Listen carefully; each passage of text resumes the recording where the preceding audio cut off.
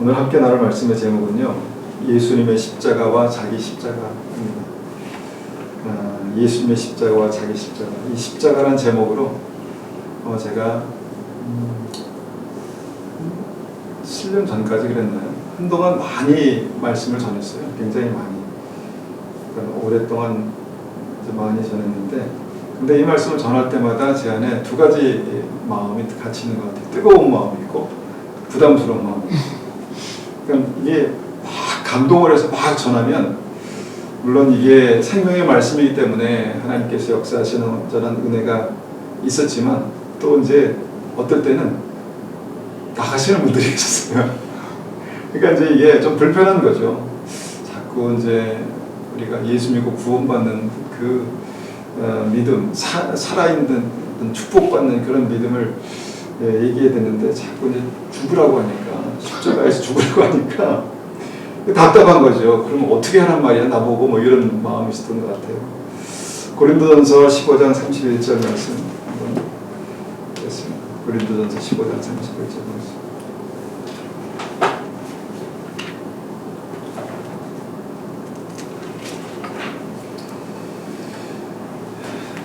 고린도전서 15장 31절 말씀.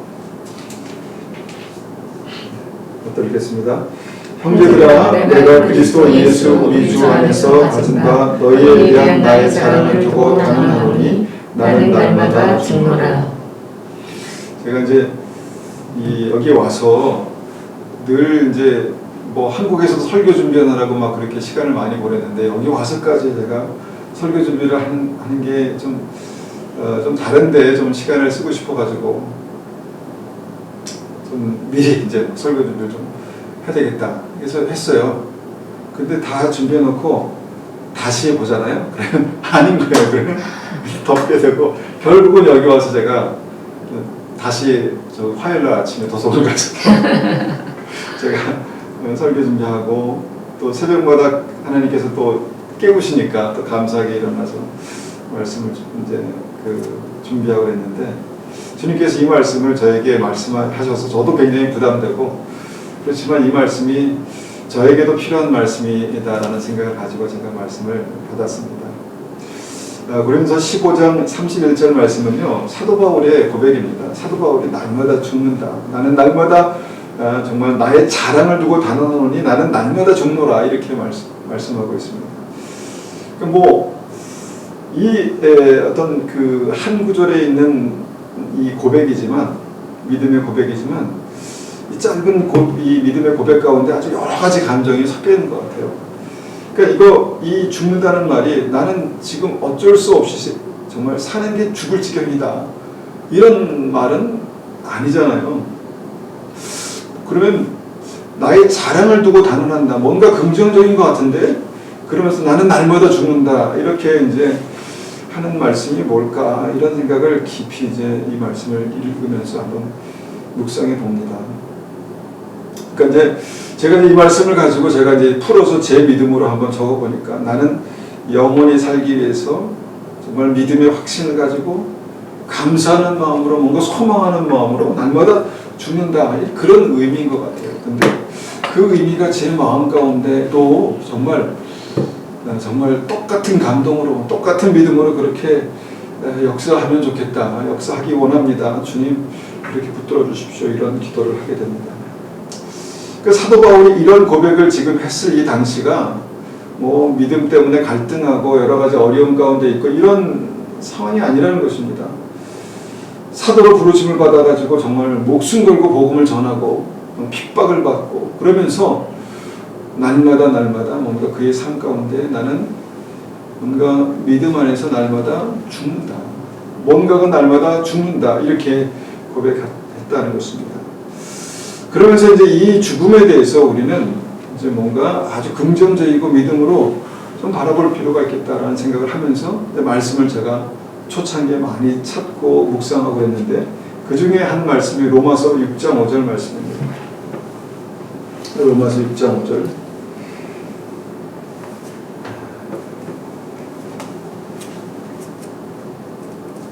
로마서 6장 5절.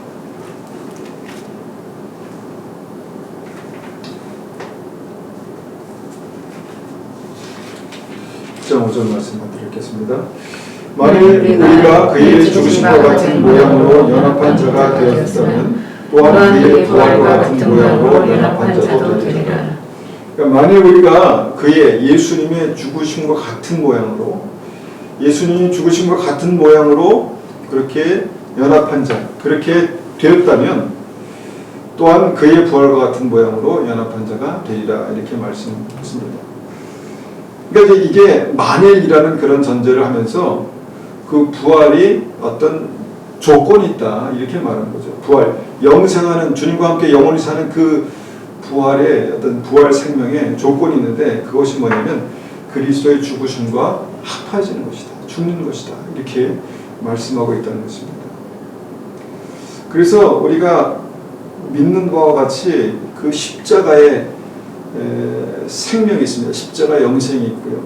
그런데 우리가 일반적으로는 그 십자가를 예수께서 우리를 위해서 십자가에 돌아가신 그 십자가 그걸 생각한다는 것이죠. 그래서 우리가 예수님께서 이미 다 이루셨기 때문에 우리는 그 십자가의 그 의미만 생각하고 마음에 새기면 되는 것으로 많은 사람들이 생각하는데 그런데 우리가 주님의 죽으심과 같은 모양으로 연합한 자가 된다는 그 의미를 좀 더 깊이 생각해보고 묵상해보고 그럴 필요가 있다는 생각을 합니다. 왜냐하면 사도 바울이 나는 날마다 죽는다. 한 번 예수 믿고 구원받을 그 당시에 내가 예수 그리스도와 함께 십자가에 못 박혀서 끝났다가 아니라 뭔가 그의 삶 가운데 계속해서 반복적으로 죽는 무언가가 있었다 이렇게 말씀하기 때문에 이제 갈등이 되는 겁니다. 나는 죽었나? 나는 날마다 죽나? 뭐가 죽지? 어떻게 하면 죽을 수 있을까? 이런 고민을 하게 되는 것이죠. 그러면서 이제 제가 늘 자주 말씀드리는 것 가운데 하나가 뭐냐면 이스라엘 백성들의 구원의 과정이 우리의 구원의 과정과 같다. 그래서 이스라엘 백성들이 하나님을 믿고 은혜 가운데 홍해를 건너서 광야를 지나서 요단강을 건너는 그 과정을 히브리서에서는 그것이 우리의 구원이다, 믿음이다 이렇게 말씀하고 있다는 것을 이제 우리가 이제 자주 나누었죠. 그러고 나서 또 마태복음 25장의 말씀도 자주 나눴습니다.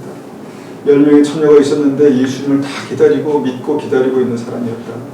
그런데 그 10명의 처녀 중에서 5명의 사람들이 하나님의 나라 구원받는 그 천국 잔치에 들어가지 못했다. 문 좀 열어주십시오 그랬는데 주님께서 나는 너희를 알지 못한다 이렇게 말씀하셨다는 것이죠. 그러니까 왜 많은 사람들이 이 부분에서 깊은 고민이 없는가가 이제 처음에 저의 마음 가운데 참 심각한 무거운 그런 고민이었는데 근데 말씀을 전체로 이렇게 읽다 보니까 그래서 사도 바울이 날마다 죽는다고 얘기했구나. 뭔가 그의 삶 가운데 주님의 죽으심과 합하여지는 그런 역사가 그의 삶 가운데 있어야 된다라고 말씀하셨구나. 근데 그 죽어야 되는 게 뭔가를 우리가 이제 단정적으로 한번 생각해 볼 때, 표현해 볼 때 그것을 우리가 이제 자아다 이렇게 말할 수 있을 것 같습니다. 자아. 그러니까 은혜로 홍해를 건넜고 주님의 인도하심 따라서 광야를 지났지만 그 자아가 죽지 않았던 이스라엘 백성들이 요단강 앞에서 우리를 다 죽이려고 지금 여기까지 이렇게 끌고 왔냐고 그렇게 하면서 나는 다시 애국으로 돌아가겠다고 말했던 그것이 믿음이 아니라 뭔가 그 안에 아직도 죽지 못했던 자아가 있었다는 것이죠. 그래서 이제 이 자아가 결국은 이제 마태복음 25장에 그 말씀과 연결해서 그것 때문에 뭔가 이 사람들의 삶에 문제가 있었구나를 우리가 이해하게 되는 것이죠.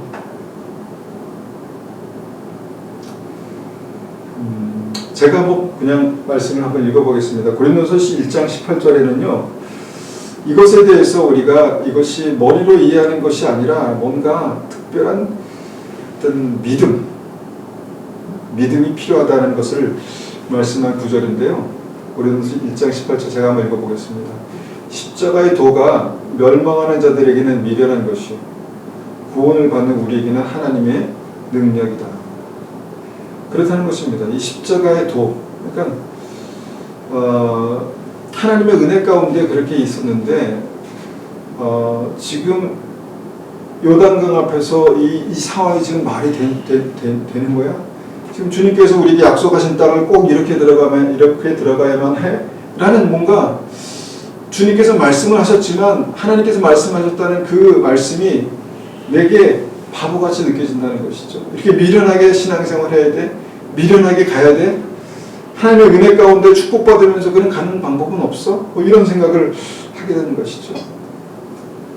그래서 이제 그것 때문에 결국은 그 자아가 죽지 못해서 이스라엘 백성들이 요단강 앞에서 구원을 받지 못했다라는 사실을 이제 히브리서에서 말씀하고 있는 것이죠.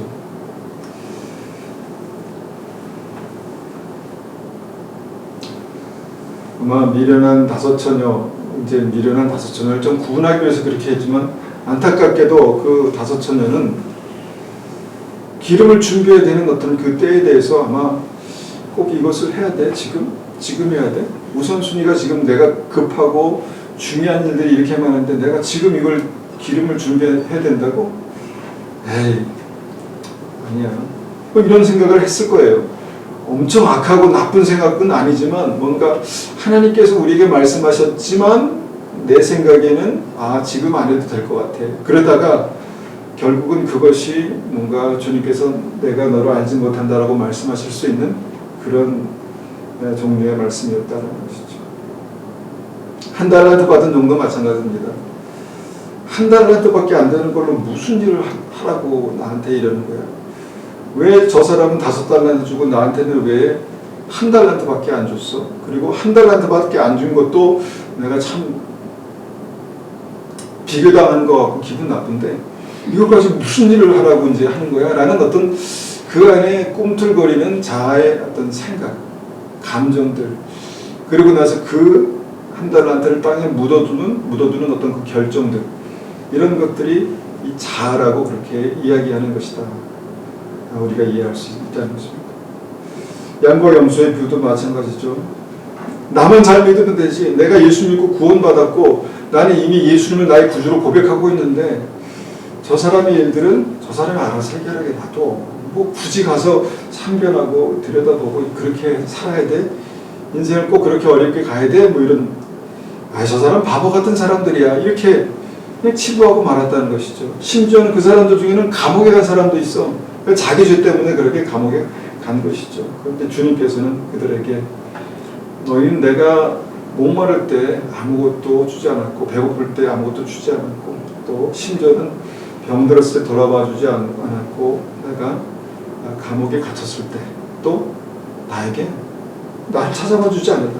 주님 우리가 언제 그랬습니까? 저희는 그럴 만한 사람들이 아닙니다. 저희는 주님을 주로 고백하고 이렇게 믿음을 가지고 다시 오실 주님을 기다렸습니다. 이렇게 말했죠. 그런데 주님께서는 그들에게도 너희들은 정말 천국에 들어갈 믿음을 갖지 못했다. 이렇게 이제 심판하셨다는 것이죠. 그러니까 이런 말씀들이 고민이 되는 것입니다. 우리의 신앙생활은 모든 과정에서 제게도 고민되고 갈등되는 것이죠. 그러면서 이제 제가 마태복음 8장 34절 말씀을 제가 믿음으로 붙들었습니다. 뭐냐면 8장 34절 보니까 무리와 제자들을 불러 이르시되 누구든지 나를 따라오려거든 자기를 부인하고 자기 십자가를 지고 나를 따를 것이니라. 그러니까 예수님의 십자가가 모든 것을 다 이제 완성하였고 그 다음에 내가 그것을 믿기만 하면 되는 줄 알았는데 여기 말씀 보니까 예수님을 따르려면 자기 십자가가 있어야 한다 이렇게 말씀하는 것입니다. 그러니까 예수님의 죽으심과 합하여지는 것이 무엇일까라는 생각을 가지고 말씀을 보다 보니까 주님을 따라갈 때 자기 십자가, 예수님께서 지셨던 그 십자가 같은 예수님께서 죽으시는, 예수님께서 믿음으로 십자가를 못 박히시는 그 십자가, 그 자기 십자가를 지고 나를 따를 것이다 이렇게 말씀하셨다는 것입니다. 그러니까 이 자기 십자가가 바로 내 혼의 지정의, 그러니까 내 생각이 말씀 앞에 죽고 내 감정이 말씀 앞에 죽고 내 의지가 십자가에 못 박혀 죽을 때 그럴 때 주님을 따라갈 수 있는 어떤 그 굉장히 중요한 방법이다. 중요한 진리다라는 생각을 이제 하게 되는 것이죠. 그 믿음을 갖게 되는 것이죠. 그러면서 이제 저도 이제 목회를 하면서 저도 이제 하루하루 살아가면서 제가 십자가에 못 박히는 여러 가지 상황들을 경험했습니다. 그리고 지금도 경험하고 있습니다. 그러면서 제가 걸어왔던 믿음의 삶을 제가 한번 이 말씀으로 조명해 보면서 제가 어떤 상황에서 죽었는가를 한번 떠올려 봤습니다. 그러면서 이제 자기 십자가 무엇인가에 대한 적용으로 저에게 한 3가지를 생각해 봤는데, 첫 번째가 사랑하는 사람들이 자기 십자가더라고요. 사랑하는 사람들이 자기 십자가. 그러니까 나의 삶에 밀착되어 있고 나에게 소중하고 나를 사랑한다고 하고 또 내가 사랑하는, 그러니까 그 사람이 나의 삶을, 나의 마음을 가장 아프게 했더라고요. 가까이는 뭐 지나왔지만 사랑하기 때문에 아내가 또 남편이 아픔을 주고요. 그 다음에 자식들이 아픔을 주고요. 사랑하는데, 사랑하기 때문에 말이 좀 맞지 않죠. 사랑하는데 왜 아픔을 줘야 돼? 사랑하는데 왜 아파야 돼? 뭐 이렇게 생각할 수 있는데, 그런데 그게 현실이라는 것입니다. 그러면서 생각하는 게 사랑하는 사람이 가장 강력한 십자가다, 이런 믿음을 갖게 됩니다. 사랑하는 사람이 가장 강력한 십자가다. 결국은 제가 이제 가정에서 아이들을 사랑하기 위해서 제 생각과 그 감정, 때로는 왜 아이들과 대화하다 분노가 생기잖아요. 그거 십자가를 못 받고, 내가 분명히 이게 옳은데, 이게 맞는데 그걸 얘기하다 보니까 화가 나는 거예요. 받아들이지 못하고. 그래, 이건 아닌가 보다. 내 생각을 일단은 십자가에 못 받고 그 다음에 기다리고 기도하고, 이런 과정들이 저의 삶 가운데 있었던 것을 봅니다.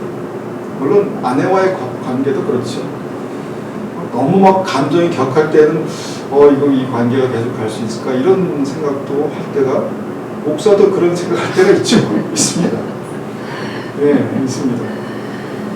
근데 그런 과정을 겪고 나니까 이제는 이 사람밖에 없구나 생각이 이 사람밖에 없다는 생각이 지금 보고 있으니 사람이 그런 생각을 하는 것이죠. 그런데 이제 주님께서 이것을 아셨던 것 같아요. 그래서 마태복음 10장 34절을 이렇게 말씀하셨습니다. 마태복음 10장 34절 한번 찾아보겠습니다. 마태복음 10장 34절. 10장 34절부터 38절까지요. 제가 천천히 한번 받들어 읽겠습니다. 내가 세상에 화평을 주러 온 줄로 생각하지 말라. 화평이 아니요 검을 주러 왔노라. 내가 온 것은 사람이 그 아버지와 딸이 어머니와 며느리가 시어머니와 불화하게 하려 함이니 사람의 원수가 자기 식구리라. 아버지나 어머니를 나보다 더 사랑하는 자는 내게 합당하지 아니하고 아들이나 딸을 나보다 더 사랑하는 자도 내게 합당치 아니하며 또 자기 십자가를 지고 나를 따르지 않는 자도 내게 합당치 아니하니라. 자, 이 말씀에요, 자기 십자가가 하족이다 이렇게 말씀하시는 거예요. 네 십자가, 자기 십자가를 지고 주님을 따라야 되는데 그 십자가가 뭡니까? 추상적으로 우리는 항상 생각했는데 그 네 십자가가 바로 너의 가족들이야, 이렇게 말씀하시는 거예요. 그러면서 심지어는 내가 화평을 주러 온 게 아니라 검을 주러 왔다. 불화하고 또 믿음을 가지고 주님을 따르는 과정 가운데 불화하고 다투고 뭐 그런 일들이 반드시 있을 것이다. 그리고 반드시 있어야 한다. 이렇게 말씀하시는 말씀을 보게 됩니다. 그러니까 내 삶에 사랑하는 사람들, 내 삶에 밀착되어 있는 그들이 나를 아프게 하는 십자가다. 그것이 바로 자기 십자가다. 부부가 사랑하지만, 아내가 사랑하는 사람이지만 사람이 나를 아프게 할 때는 정말 아프잖아요. 아프게 할 때는 이것이 그냥 단지 성격 차이나 그 사람의 문제가 아니라 주님께서 허락하시는 뭔가 내가 십자가에 아무 저항하지 못한 어떤 그 상황에서 그냥 죽는, 그래서 그냥 주님께서 자기 집안 식구가 원수다 이렇게 말씀하시는, 그러니까 한편을 강조하기, 십자가를 강조하기 위해서 극단적인 한 면을 주님께서 아주 강조해서 말씀하신 것이죠. 내가 화평을 주로 둘러 생각하지 말라, 검을 주로 한다. 자기 집안 식구가 원수니라고. 어떻게 하나님의 말씀에 이런 말씀이 있을 수 있을까? 아마 초신자들은 그렇게 생각할 것입니다. 그런데 여기에 영생의 비밀이 있습니다. 그 십자가에서 결국은 내가 죽는 것입니다. 내가 죽으면 주님께서 그 안에 사시는 것입니다. 그런 과정들을 제가 지나온 것 같아요. 가족이 그랬고 또 교인들이 그랬고 기껏 그렇게 그냥 최선을 다해서 기도하고 섬기고 사랑하고 그랬는데 네. 찌르고 가고 정말 인간적으로는 화가 나죠. 화나고 배신감도 생기고. 그런데 이제 다시 한번 생각하는 것입니다. 이게 주님께서 허락하신 십자가구나 이렇게 생각하고 이제는 많이 이제 익숙해졌습니다. 익숙해지고 그러면서 이제 제가 조금씩 더 성숙해지는 게 아닌가 이런 생각을 하게 됩니다. 그러면서 또한 이제 저의 십자가를 떠올려 봤을 때 그 건강이 저의 십자가였습니다. 건강. 제가 이제 가끔 간증으로 말씀드렸지만 10대 때 알았던 병들 때문에 제가 결국은 제 삶을 주님 앞에 내려놓게 되고 내가 믿음으로 살아야 되겠다 이런 결정을 하고 그 다음에 주님을 더 찾게 되는 그런 일들이 있었죠. 그러면서 복음서를 보니까 수많은 사람들이 그 자기의 심각한 병 때문에 주님을 찾아가더라고요. 주님을 찾고 그 가운데 은혜로 치유를 받고 그런 일들이 있었습니다. 그래서 이제 말씀을 보다 보니까 이제 우리에게 기준은 이제 예수 잘 믿는 사람은 어떤가, 복만 받고 은혜만 받고 축복만 받았나 이렇게 보니까 사도 바울도 심각한 병이 있었다는 것을 발견하게 되는 것이죠. 고린도후서 12장 7절부터 9절까지 말씀 보니까요. 사도 바울이 이렇게 고백하고 있습니다. 고린도후서 12장 7절입니다.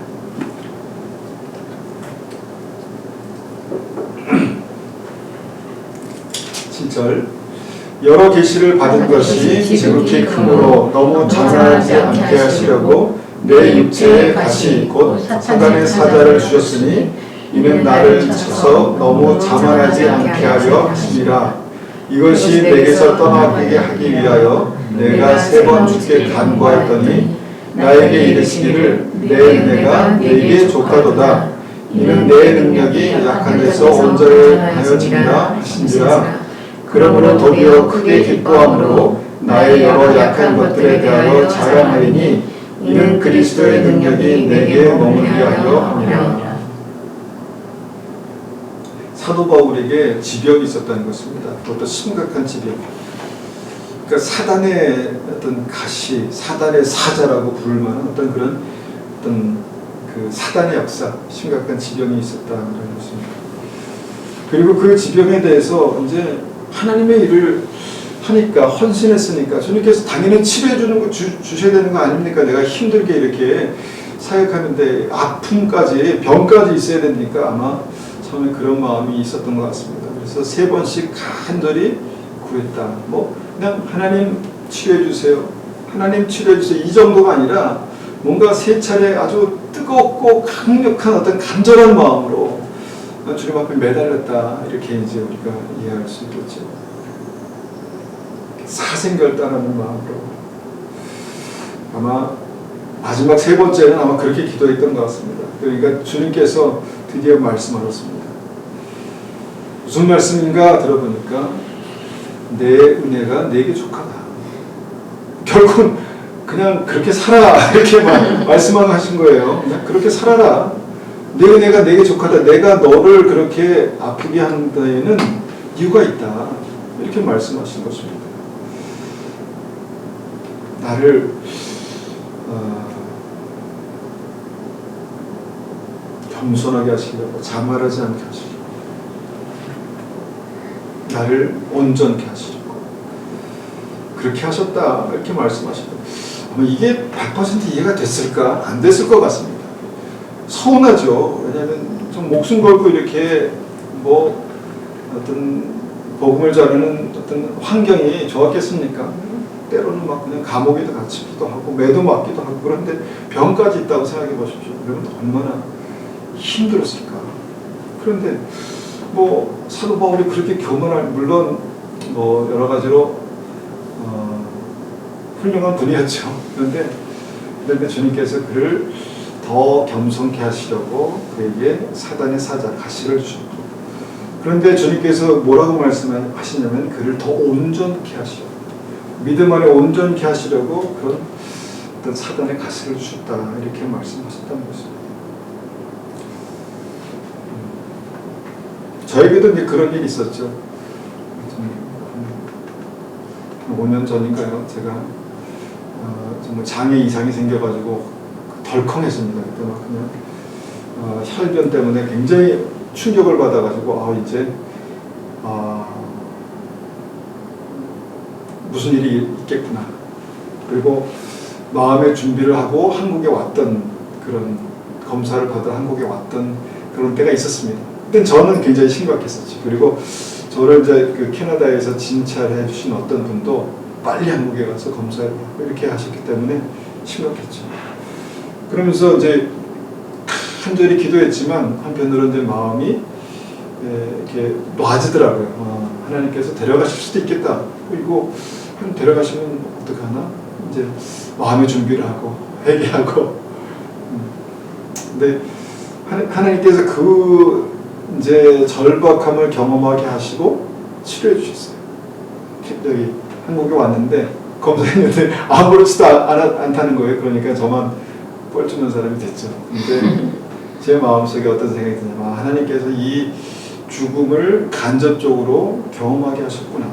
내 절박함의 끝을 주님께서 보게 하셨구나. 이런 생각을 하게 됐습니다. 그러면서 제가 이때까지 뭔가 중요하다고 생각했던 그 모든 것들이 그 순간에는 아무것도 아닌 게 되는 것을 제가 이제 경험하게 된 것이죠. 그러면서 이제 이게 죽는구나. 생사화복을 주관하신다는 게, 우리의 생명을 주관하신다는 게 이게 이거구나.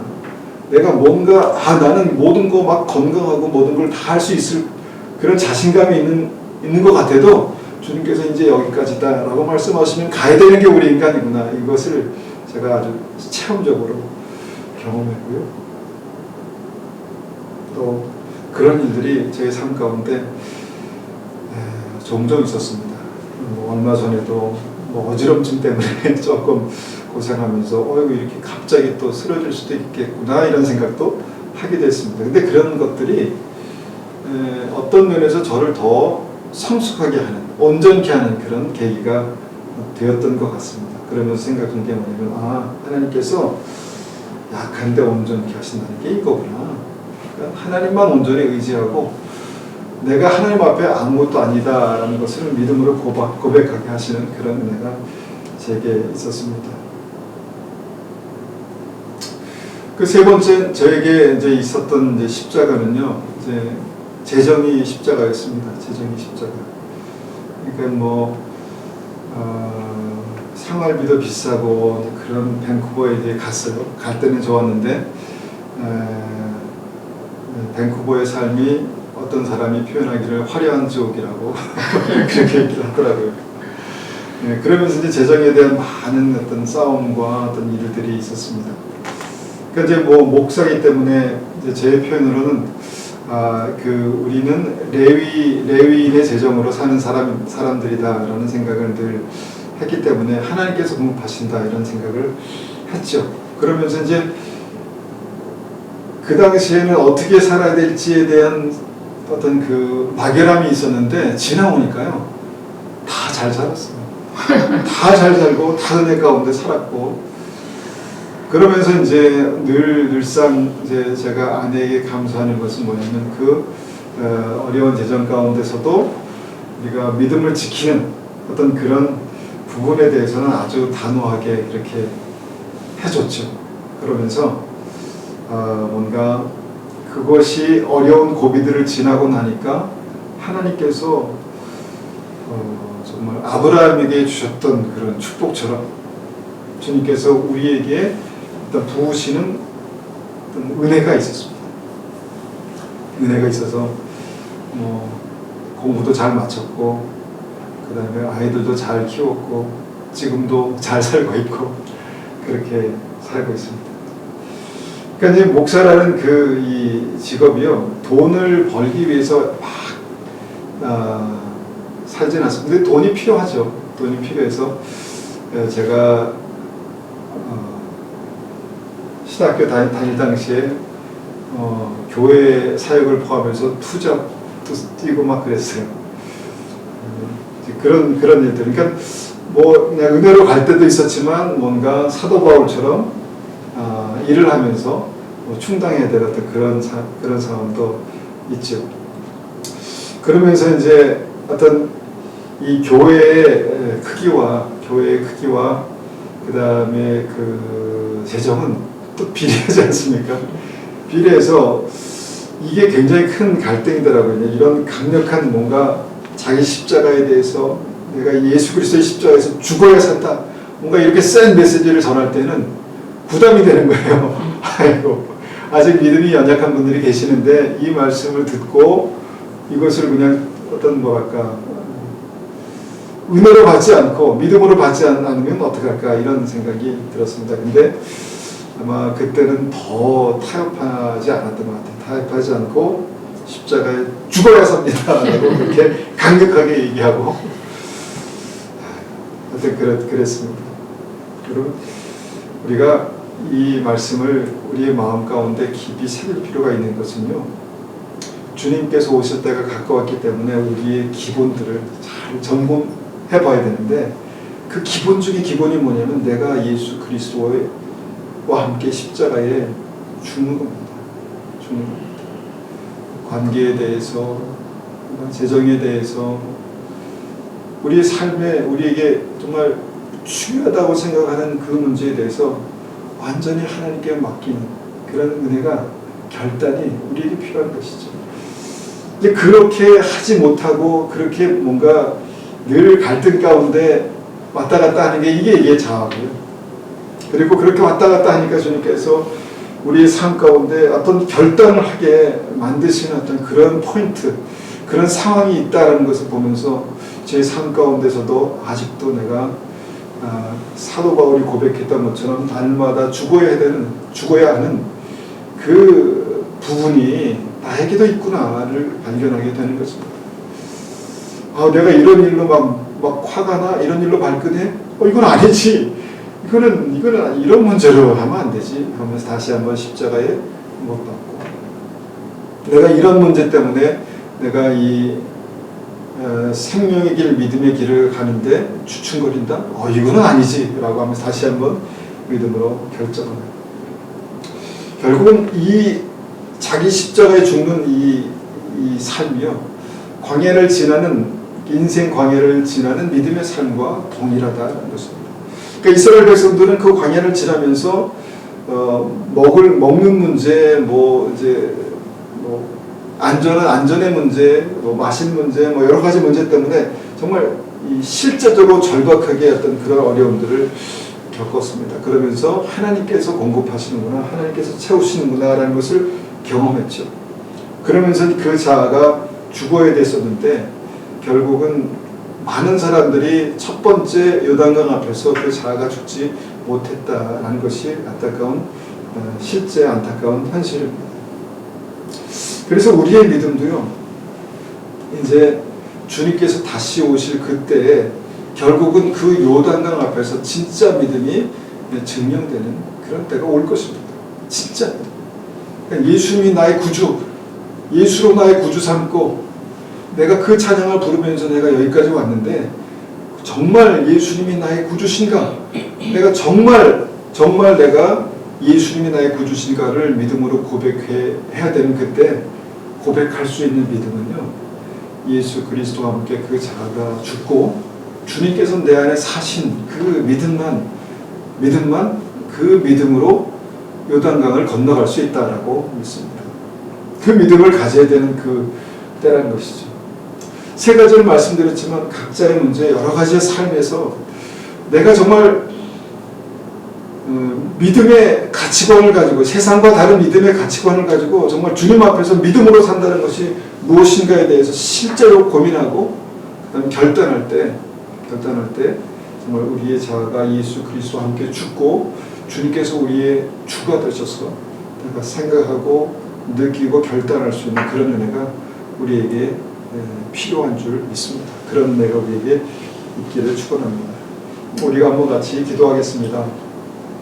진짜 어려운 일입니다. 예수님과 함께 십자가에 못 박힌다는 사실, 정말 사도 바울이 고백했던 것처럼 그 훌륭한 믿음의 사람도, 믿음의 정말 사도도 내가 날마다 죽는다라고 고백했던 것처럼 이것은 어려운 일입니다. 그렇지만 거기에 우리가 살 수 있는 생명의 진리가 있습니다.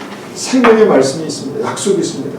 그리고 주님께서 우리가 예수 그리스도 안에 십자가에 주님의 죽으심과 합해서 죽을 때 주님께서 우리에게 사시는 그것이 결국은 영생이고 그것이 형통이고 그것이 하나님의 능력으로 우리의 삶 가운데 나타나게 될 것입니다. 하나님 그런 은혜가 우리에게 있게 도와주십시오. 그렇게 한번 같이 기도하겠습니다.